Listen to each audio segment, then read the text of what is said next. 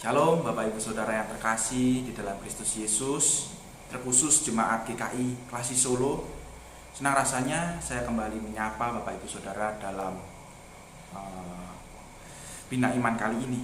Bapak Ibu Saudara yang terkasih, bacaan kita terambil dari Ibrani pasal yang kedua, ayat yang pertama sampai yang keempat. Ibrani pasal yang kedua, ayat yang pertama sampai yang keempat. Karena itu harus lebih teliti kita memperhatikan apa yang telah kita dengar, supaya kita jangan hanyut di bawah arus. Sebab kalau firman yang dikatakan dengan perantaraan malaikat-malaikat tetap berlaku, dan setiap pelanggaran dan ketidaktaatan mendapat balasan yang setimpal, bagaimana kita akan luput jikalau kita menyia-nyiakan keselamatan yang besar itu, yang mula-mula diberitakan oleh Tuhan dan oleh mereka yang telah mendengarkan kepada kita dengan cara yang dapat dipercayai, sedangkan Allah meneguhkan kesaksian mereka oleh tanda-tanda dan mujizat-mujizat dan oleh berbagai-bagai pernyataan kekuasaan dan karunia Roh Kudus yang dibagi-bagikannya menurut kehendaknya. Bapak, Ibu, Saudara yang terkasih, pada sekitar tahun 2000-an ada sebuah program TV bernama Sergap. Pasti Bapak Ibu tahu acara Sergap ini. Ini acara berita di mana pembacaan beritanya ini selalu ditutup dengan segmen yang menarik gitu. Yani segmen di mana ada seorang tokoh yang bernama Bang Napi. Yang mana Bang Napi ini akan memberikan tanggapan kritis terhadap berita-berita tadi yang sudah dibawakan di dalam acara segmen ini. Hal yang unik di dalam program Sergap ini, terutama di segmen Bang Napi ini, Bang Napi akan selalu menutup kalimatnya itu dengan sebuah jargon, dengan sebuah kalimat yang mungkin sangat kita ingat di dalam ingatan kita, yang mana berbunyi demikian kalimatnya, Bapak Ibu. Ingat, kejahatan terjadi bukan hanya karena ada niat dan pelakunya, tetapi juga karena ada kesempatan. Waspadalah, waspadalah.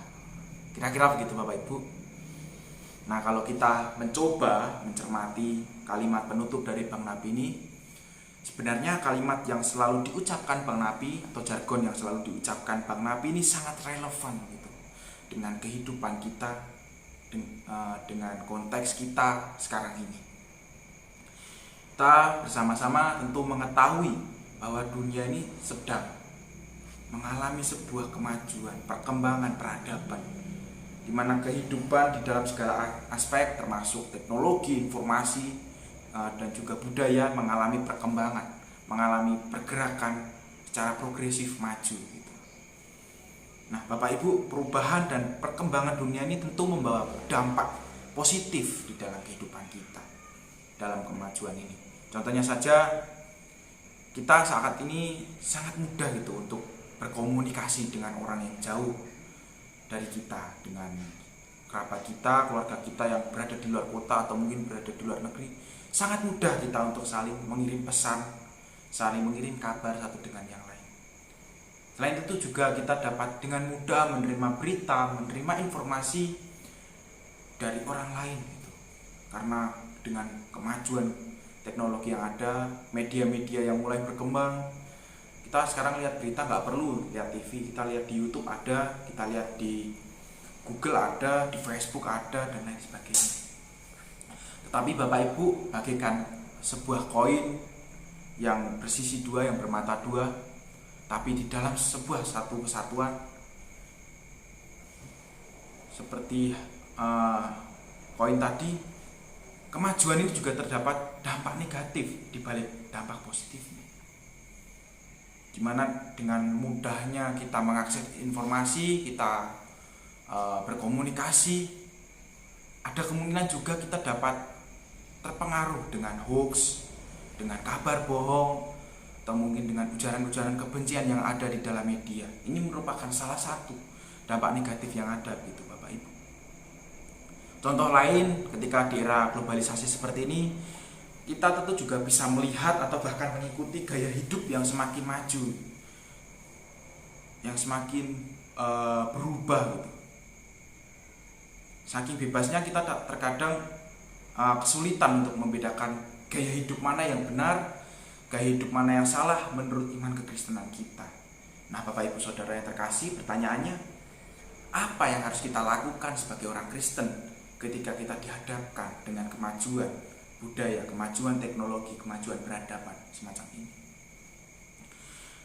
Bapak Ibu Saudara yang terkasih, tentu kita sebagai anak Allah yang telah Allah ciptakan seturut gambar dan rupa Allah, kita telah diberikan akal budi, kita telah diberikan keistimewaan, yakni kemampuan untuk berpikir dengan baik, mengkritisi segala sesuatu dengan baik.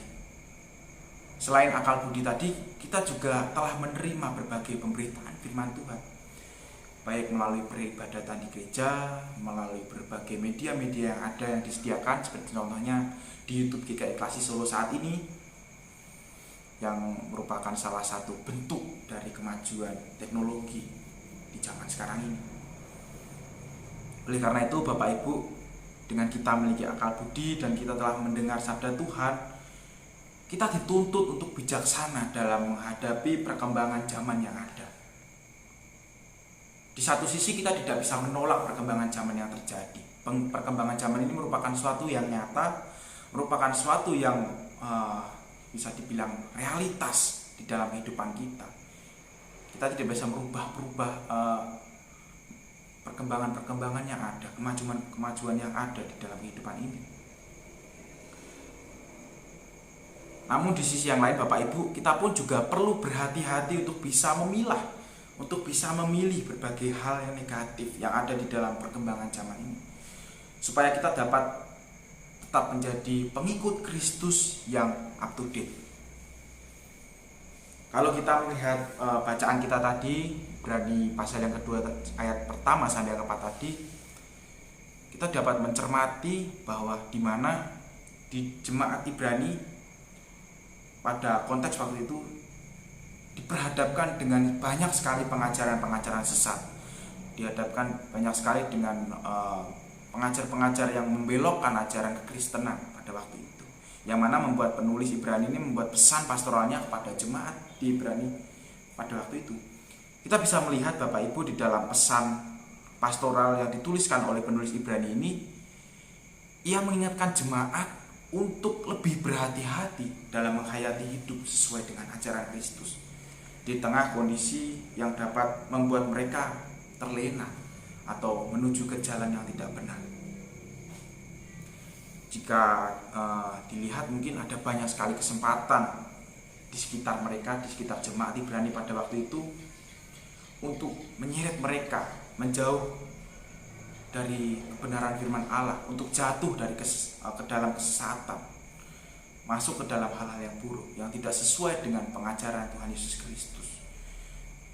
Di sini jemaat Ibrani diajak untuk bersifat dan bersikap lebih kritis dalam menerima pengajaran-pengajaran yang ada, Bapak Ibu Saudara yang terkasih.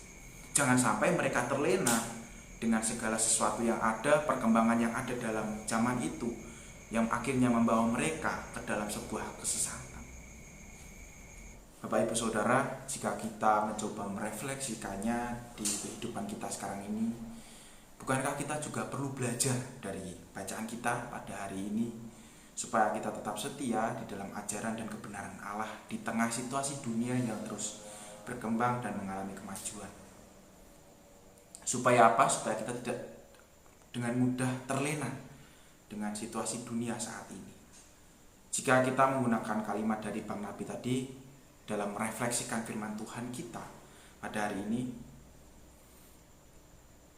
bukankah kita diajak untuk senantiasa waspada, berpikir kritis, dan juga mau membuka mata kita dan melihat lebih dalam lagi tentang apa yang benar dan apa yang salah menurut ajaran Kristus. Kita dapat melupakan cara hidup kita sebagai pengikut Kristus apabila kita tidak mencoba untuk berpikir lebih kritis lagi, kita tidak mencoba untuk melihat lebih dalam lagi. Nah, Bapak Ibu Saudara, karena memang saat ini kesempatan kita untuk berlaku tidak baik, tidak sesuai dengan kehendak Tuhan itu pasti sangat banyak, karena media yang tadi sudah mulai terbuka lebar, segala sesuatunya dapat kita terima dengan mudah. Untuk itu Bapak Ibu Saudara yang terkasih di dalam Kristus Yesus, mari kita terus menjaga diri kita sebaik mungkin.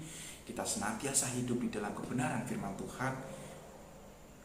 Maka jadikanlah firman Tuhan sebagai landasan hidup saudara dan juga kita semua dalam bertindak, dalam berperilaku, di dalam kehidupan kita dimanapun hari lepas hari. Untuk itu Bapak Ibu Saudara yang terkasih, waspadalah, waspadalah.